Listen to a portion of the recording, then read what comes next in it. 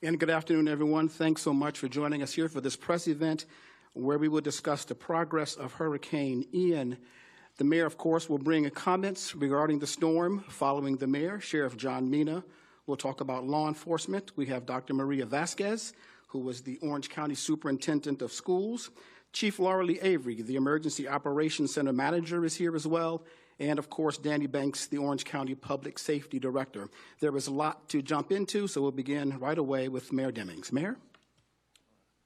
All right. Thank you, Dr. Williamson. Thank you to all of you for being here. We just concluded our Board of County Commission meeting, and we are now fully activated within our Emergency Operations Center, and we are prepared to respond to the storm. I am joined here today, in addition to those who you have heard Dr. Williamson introduce. We have members of our Board of County Commission who have joined us. In addition, we also have Ms. Tiffany Hummer Hawkins, the interim CEO of Lynx, who is in the room, should any questions come up in that regard. And we also have our Director of Public Safety, Danny Banks, who has joined us. The goal this evening is to really share as much information as we possibly can with you. We want to ensure our residents that we are prepared. We're going to be transparent in the things that we say. Of course, there has been a change in the track regarding Hurricane Ian. I want to begin by thanking our residents for taking Hurricane Ian seriously. We have seen a lot of preparation occurring across our community. We ask that all of you have your storm preparations in place tonight. We will likely begin to experience different effects from the storm tomorrow. We are now under a hurricane warning, according to the National Weather Service. And so what that means is that things here within Orange County, in terms of the projected path of the storms, have gotten worse at this time. Rain is expected to be our primary threat, and they have updated the projection for a rainfall to 12 to 18 inches.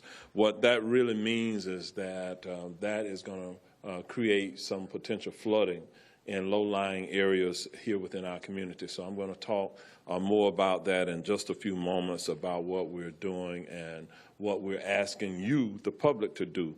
But strong winds will also be a threat, with peak sustained winds predicted to begin on Wednesday afternoon. That's the latest information that the National Weather Service has provided to us.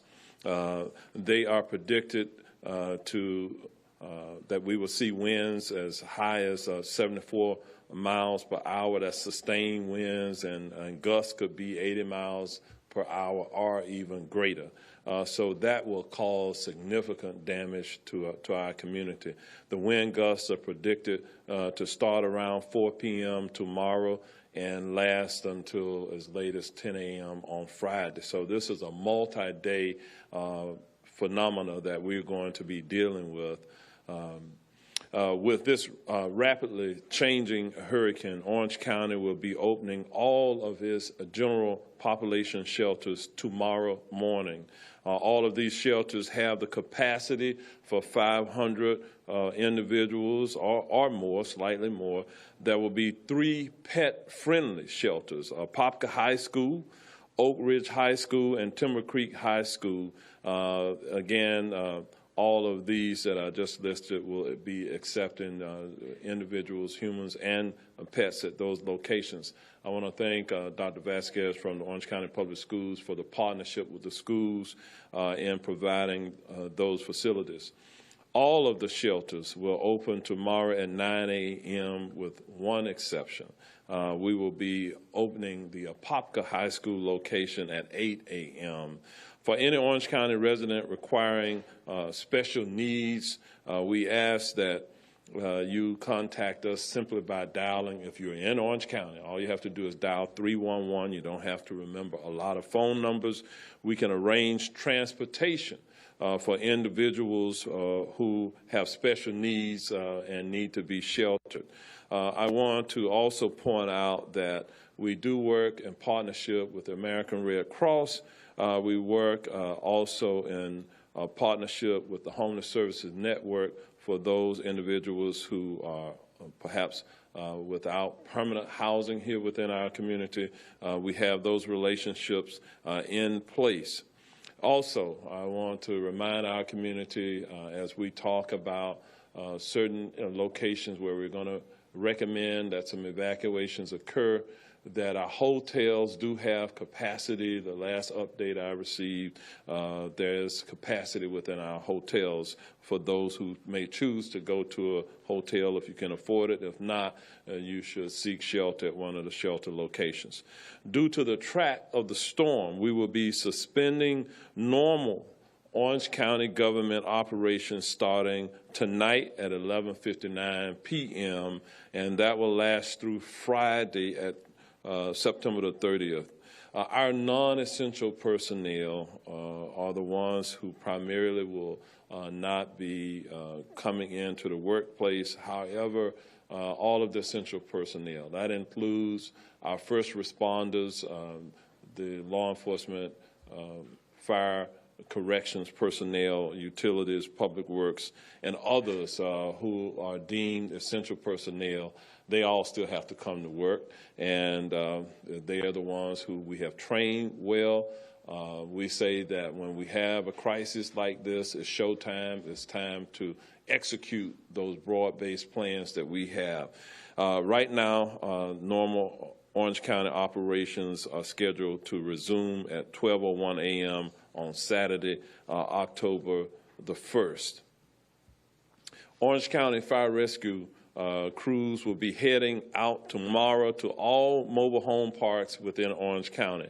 The crews will be encouraging residents to consider staying with a family or friends during the storms. In terms of evacuations, Orange County Public Works, along with the Sheriff's Office, is making every effort to identify areas prone to historic street flooding and will perform road closures. Public Works plans on closing a portion of Reams Road in West Orange County from Center Drive to New Market Drive tomorrow at 9 a.m. until further notice, and that is due to anticipated flooding. Here are the other areas that are prone to flooding. Lakes of Windermere at Peachtree and Reams Road, the Oasis and Reams Road area, Orla Vista. Of course, historically, we've seen some flooding that significantly impacted the residents in the Orla Vista West Side Manor area. In addition, Bonnybrook and the Oak Ridge and John Young Road area, we anticipate flooding that may be somewhat significant in those areas. Now, I want you to listen very carefully at what I'm about to say at this point. It is recommended that residents consider evacuating flood-prone areas sooner than later. We want you to take it seriously. We do not want to have a situation where, because of flooding, persons cannot leave their neighborhoods because that translates into a public safety crisis for those families. So we want you to plan in advance. If those low-lying areas that I have already enumerated that are prone to flooding, we're recommending to those residents that they consider evacuating. Going to an area in the county that I did not list, going to a hotel or seeking shelter or going to other locations. Remember, the forecast calls for heavy rains that will cause accessibility issues due to the predicted high water levels. Orange County has already been oversaturated with rain. Also, a word of caution. If you have encountered street flooding in the past during regular rainstorms, you might want to consider evacuating as well, as the streets may prove difficult, as I said, for public safety, for individuals to be reached by emergency response teams, etc. I hope those of you got what I just said. Our 5 sandbag locations were extremely busy today, so we know our residents are taking this seriously. We have now estimated we've given out nearly 170,000 sandbags from Orange County locations. In terms of solid waste collection, here's the update. Until noon on Wednesday, September the 28th, Orange County utilities will collect residential curbside garbage, yard waste, and large items. Until noon tomorrow, recycling carts will not be collected. At that time, we are asking all of our residents after noon tomorrow to remove and safely store all materials until your next regularly scheduled collection day, garbage collection day. There will be no collections. On Thursday, September the 29th, curbside service will resume when conditions are safe to do so. However, yard waste collection may be delayed slightly longer. I will tell you that we do have contracts in place with haulers, et cetera, if we have significant damage from a hurricane where we call in extra help, and that's post-storm to help do debris removal. The Orange County landfill and transfer stations will be closed to the public at noon on Wednesday, September the 28th. That is, of course, tomorrow through Thursday, September 29th. So we will be closing the landfill on tomorrow and Thursday. They will reopen when conditions are safe to do so. Our goal is to protect our staff who has to work at these facilities as well, protect our citizens. When we begin to experience high winds, we do not want people driving down the road with debris and items that could become a potential hazard for others. Due to Hurricane Ian, all Orange County Head Start centers will be closed from Wednesday, September 28th through at least Friday, September the 30th, with current plans to reopen on Monday, October the 3rd. Now, we will be coming to members of our public fairly regularly with updates. And so if anything changes about the things that I'm saying to you now, look forward to an update. Orange County Animal Services will be staffed by 8 to 10 people through the duration of the storm. Staff will stay overnight to care for the animals. So we get those questions from time to time. What are you doing about the animals? Well, our staff is prepared to stay. A backup generator is on site at our Animal Services facility. Other things that we want to talk about, our theme parks. You probably, if you're in the media, you've heard from them by now, but Walt Disney World, SeaWorld, and Universal are planned to close theme parks for at least 2 days. What they are saying to us is that the theme parks will be closed tomorrow and Thursday. So those are the updates that I wanted to give you at this time. I'm going to now ask Sheriff Mina to come forward and share with you from a law enforcement perspective. Sheriff John Mina. Thank you, Mayor. So as Hurricane Ian approaches the Gulf Coast and Central Florida, we want our residents and visitors to know that the Orange County Sheriff's Office has been making preparations so that we can continue our law enforcement operations before, during, and after the storm. Our Emergency Operations Center is open, is operating 24 hours a day, and our personnel are preparing to begin their 12-hour shifts that they'll work through the duration of the storm and through the entire recovery period if needed. So now now is the time to finalize that hurricane plan. Prepare your family that they're going to have to hunker down, stay inside where it's safe until the storm moves through our region. So I can't stress enough how important that is. That listen to your local leaders, listen to the warnings, stay safe, stay inside. Ignoring these warnings only puts you and your family members at risk. So be assured, our deputies will be out there in force to keep this community safe. We have extra personnel that are coming into work again before, during, and after the storm to keep this community safe. And for those who are going to relocate to shelters, we want to know those shelters are extremely safe. Law enforcement personnel will be there to provide security at all of the shelters. So it's up to all of us to look out for one another. So now is a good time to check on our elderly neighbors, and certainly after the storm passes through as well. Also, please be on the lookout for any suspicious activity and let us know if you see anything. After the storm passes, we want you to avoid any standing water.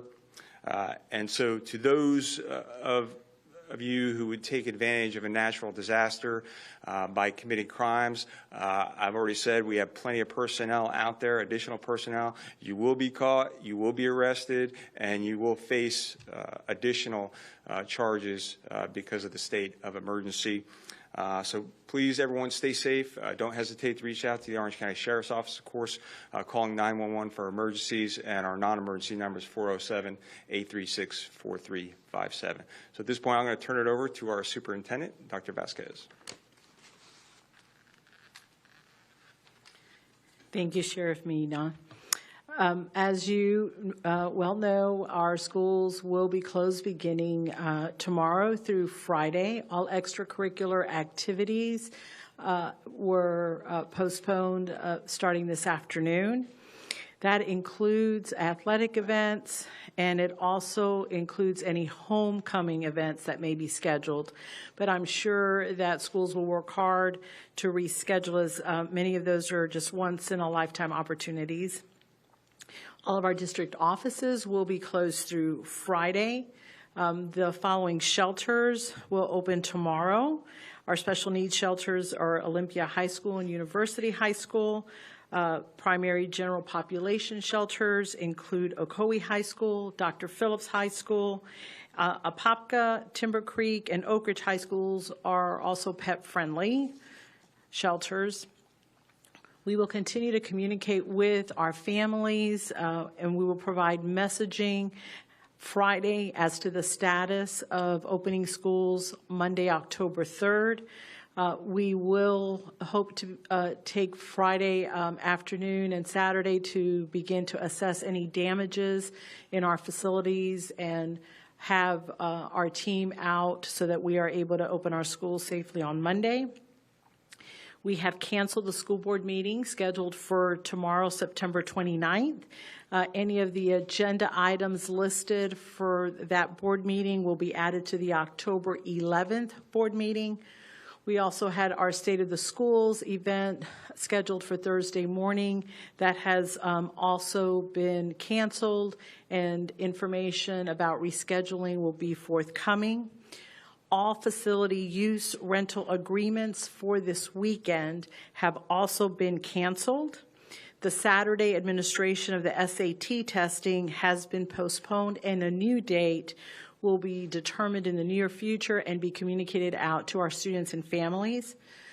My thoughts are with our students, our families, and our employees as they prepare for the storm. I encourage everyone to shelter in place and be safe as we deal with the impacts of Hurricane Ian. And now I will turn it over to Chief Avery.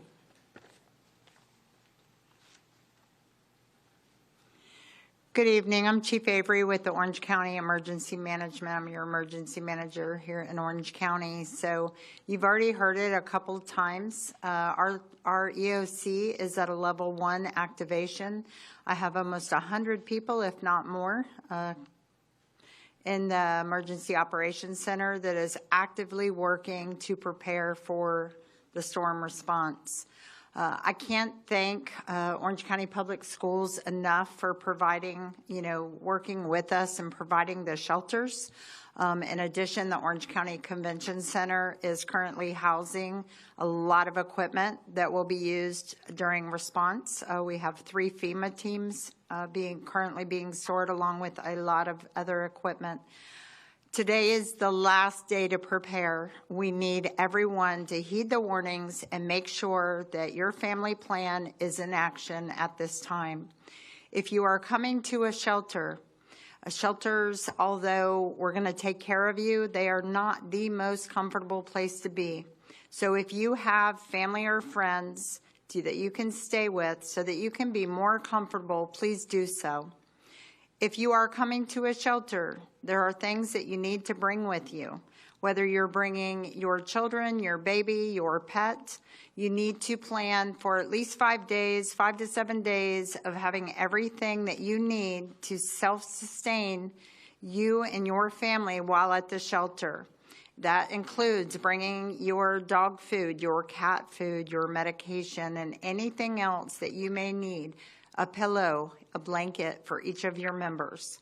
So please make sure that if you are going to shelter, that you plan accordingly and bring everything you need with you. I am saying prayers that everyone will be safe as we go through this storm. I will say that we've been through this before. You should be proud that we have many, many people in Orange County that are well-trained and ready to respond, and that we're prepared the best that we can be for the situation that is upon us. So be safe. Please continue to listen to our partners in the news media and heed to the warnings and the messaging that we are sharing to keep you and your family safe. Thank you. Okay, I know there have been some questions about our public bus system, and I'm going to ask Ms. Hummer Hawkins to come forward to kind of just share with you the operational plans for Lynx. Of course, Sunrail has ceased operations for the next couple of days or so, but I wanted to give her the opportunity to talk to you. There are a number of our workers, employees who still are going to be going to work, and she'll explain kind of how they will work during the next couple of days. Okay. Thank you, Mayor. Currently, Lynx is at full operations for our fixed bus route service. Our Access Lynx, which is our paratransit service, is providing life-sustaining trips only and will through the duration of this event. Tomorrow morning, we will make a decision based on the winds. The buses are removed off the street at 35-mile-an-hour sustained winds. So in coordination with our funding partners and community leaders, we'll make an appropriate time estimate of when that will happen. We will communicate that to the public via all media channels. But for the most current information, golynx.com is your best bet. 1,200 Lynx employees are out there right now doing their best and getting everybody where they need to go so that most everybody can stay home tomorrow. So thank you.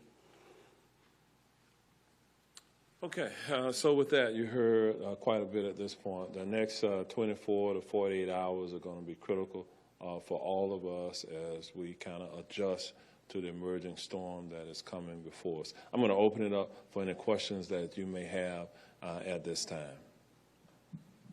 There's a microphone that's moving around the room, so here we go. All right. Okay. Melissa Thomas with Florida National News. Wanted to, obviously you guys mentioned a lot about the flooding in the lower areas.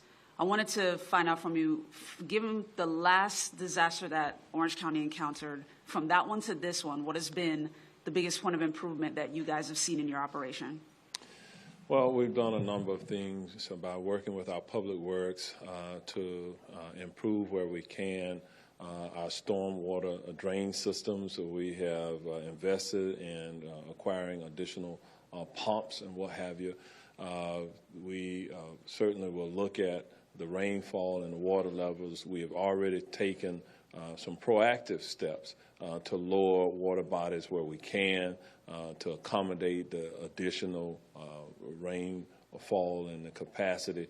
But we know that because of some designated areas that are already saturated, we know that some of those areas that for a multitude of reasons, likely with 12 to 18 inches of rain, will surpass the capacity of those immediate areas. And so again, I want to reiterate, we do not want people stuck within those areas if the roads become impassable and they can't really get vehicles in, get vehicles out. So we continue to try to perfect our plans in terms of a public works system and infrastructure that we're continuing to build out. But as we talk about roads and what have you, you've heard me on a number of occasions now talk about some of those plans for the future. You know, we got a pending sales tax that will work to improve the overall transportation and road infrastructure within our community. All of that is going to likely prove to be very critical at some point going forward, but that's part of a larger plan of action that we have. Okay. Other questions? Treasurer with News 6. I've been covering a story about Apopka residents and how they're frustrated because of an issue with flooding. It is Clear Lake Estates, Clear Lake Landings, right near Clearwater Lake. This particular resident told me that she's reached out to both Apopka officials and Orange County officials, hoping that there's something you all can do for her and her neighbors ahead of the storm. Is there anything that can be done for them besides provide them with sandbags? I did get a chance to look at their backyard. The water has overflowed at the playground, the gazebo. It's filtering into their backyard, and they've also said they're worried about being attacked by unwanted guests, like long alligators that they've seen so far since the flooding began. Okay. I'm not familiar with the specific issue, but we'll be glad to take the information. Depends on whether they're in the city, they're in the unincorporated area of the county. We'll follow up with the information that you provide with us. But I don't want to underestimate that it is projected that this hurricane, when it hits landfall, it could be a Category 3 or 4 storm, regardless of any of the preparation that we would do with infrastructure. When you have that type of a magnitude of wind and rain, it will surpass anything that we would normally prepare for on a day-to-day basis. But in this situation, that community probably experiences on a bad rainy day is just really going to become exacerbated. This is why we're asking them to kind of listen to what we're saying now and try to prepare. So our Public Works Director is in the room. Joe Conkle, and the Deputy Director is here as well. I don't know, are you all familiar with the specific circumstance that the reporter is speaking to?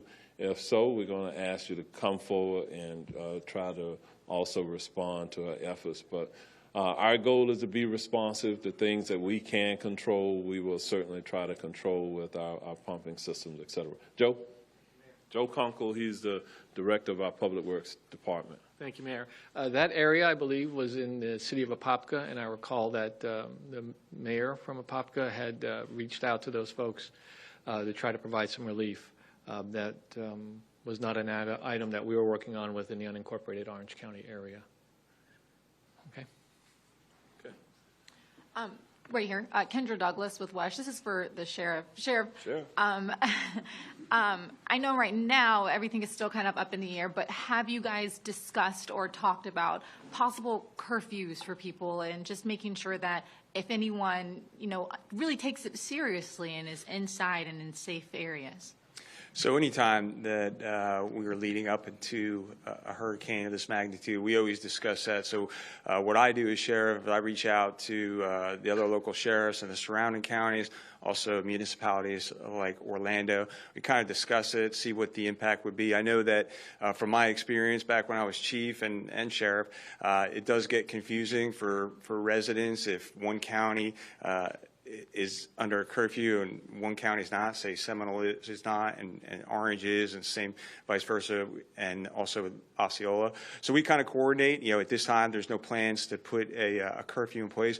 We're asking people to do the right thing, stay inside. And I will tell you that, I'd mentioned crime and criminals. They don't pay attention to curfew. So we'll be out there.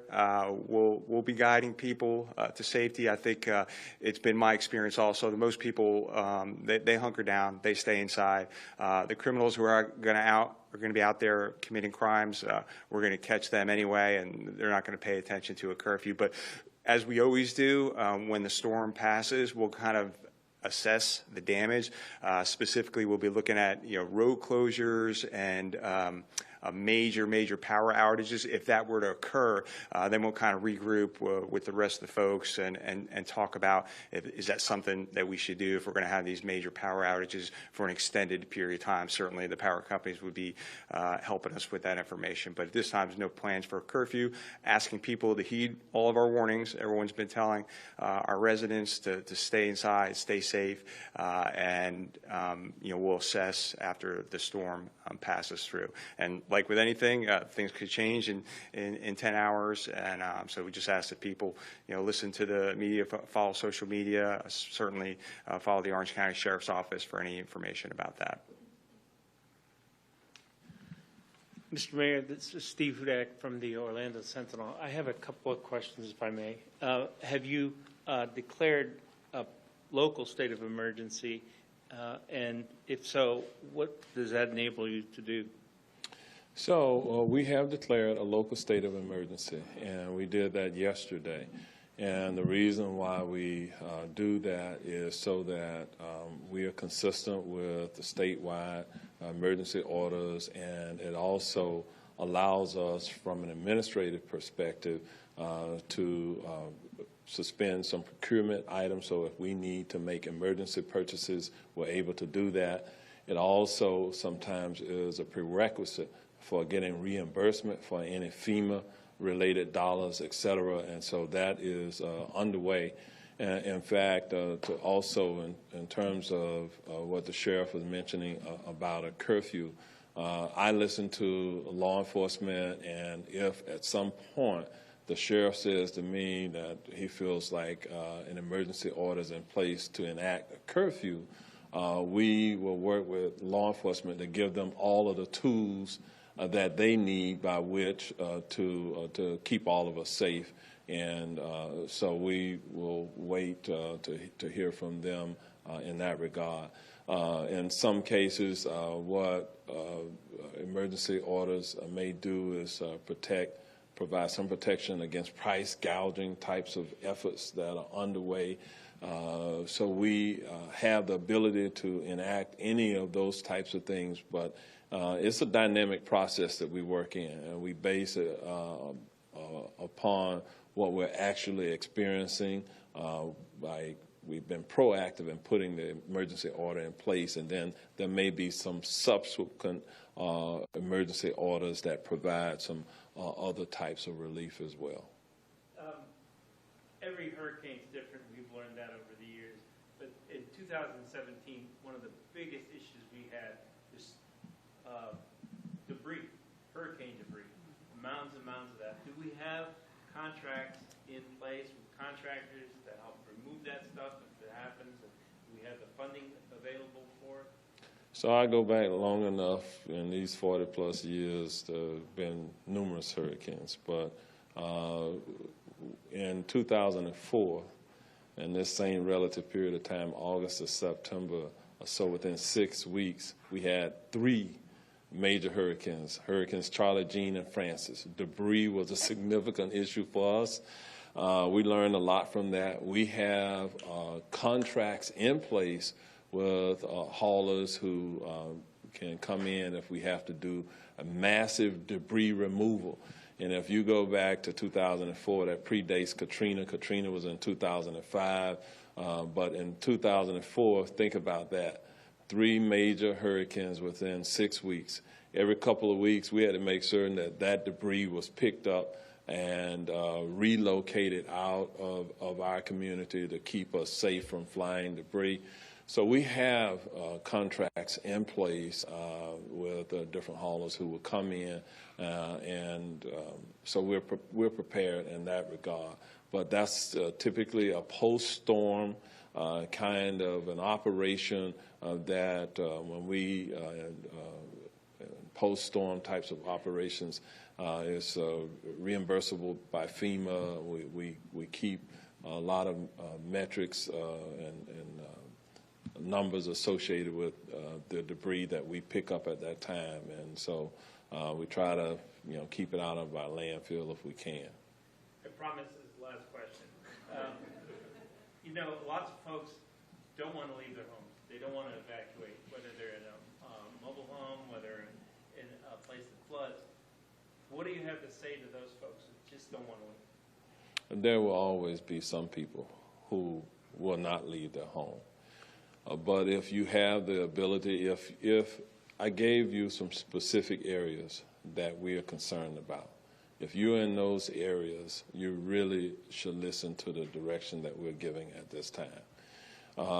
Generally speaking, the homes, because of improvements in our building codes, they are much safer today than perhaps they were decades ago. And in some cases, a person's desire to stay within their home, as long as they have all of the supplies, they have done the appropriate preparedness, it may be appropriate for the overwhelming majority of people to stay within their home. If you are a person with special needs, and you rely on oxygen, let's say, and some other things, and you live alone, it is not in your best interest to stay alone in those circumstances. So each family, each person has to evaluate their circumstances based upon what they think the risk exposure is. So this is why it's going to be important as this storm gets closer. With hurricanes, you tend to have enough time to prepare and react. What we do not know about is the tornadic activity that could occur. What we are hearing from the National Weather Service is that there is a probability that before the major central energy from the hurricane touches us, we may experience some tornadoes that are spun off from the wind systems.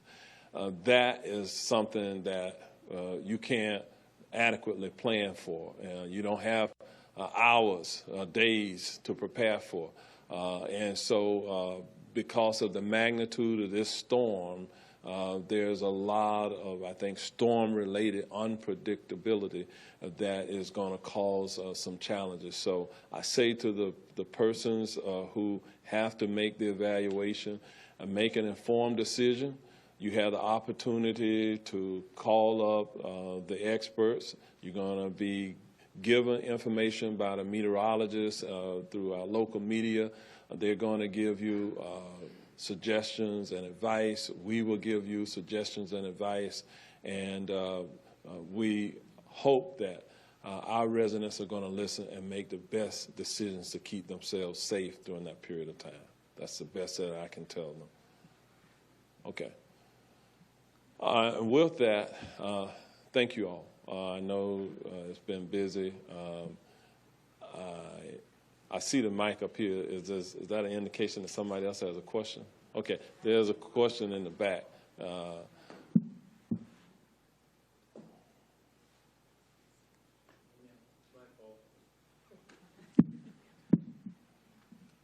Okay, Melissa Thomas with Florida National News again. Wanted to get a quick follow-up, Mr. Mayor.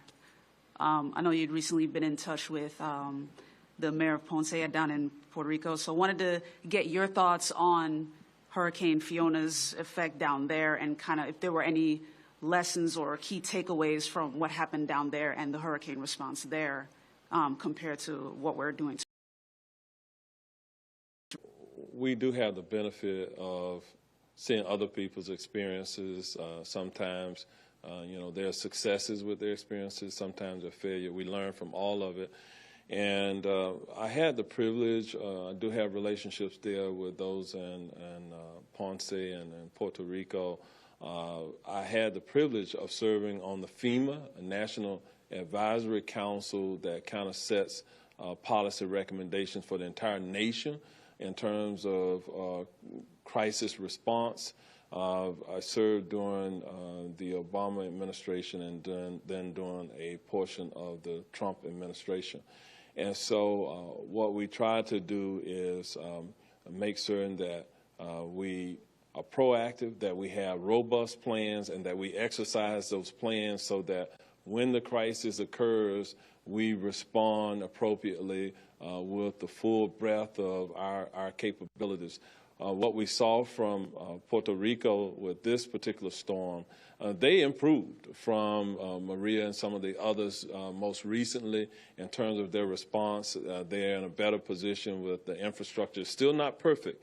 There's been probably billions of dollars spent to shore up their electrical system and their infrastructures there. It's still not where it needs to be. That's a work in progress. I know my wife had the opportunity to travel there over the weekend, and she saw some things, but she was encouraged that they had a plan of action. The federal government was there on the ground in Puerto Rico. But in a situation like this, that first 72 hours or so, we trained that pretty much it's the local response that is responsible for stabilizing the situation. When it goes beyond the 72 hours or so, it exceeds our resources and capabilities, and that's when we rely on the state and the federal government. FEMA then comes in.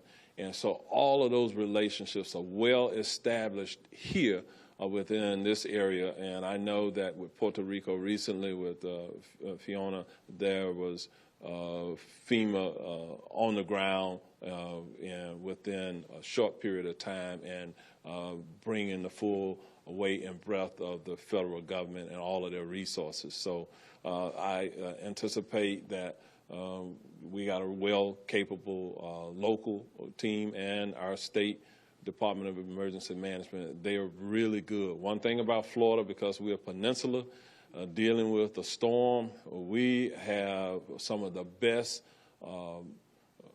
responders anywhere in the nation who are well experienced, and so that's a benefit that we have. So with that, thanks for the question.